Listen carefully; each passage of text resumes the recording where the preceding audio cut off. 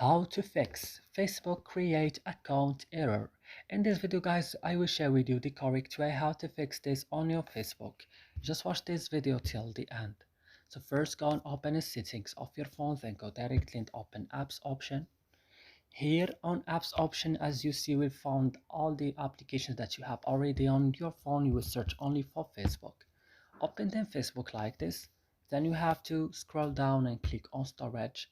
Click now on the last button, clear data, click OK, and then back, click on force stop and click OK. Now what you should do, the last things you need to do, you have to click on notifications option. You have to disallow it like this and allow it again, and after this you will find that your problem has been solved. So I hope this video is helpful for you. Don't forget to like, subscribe in our channel. See you in another video.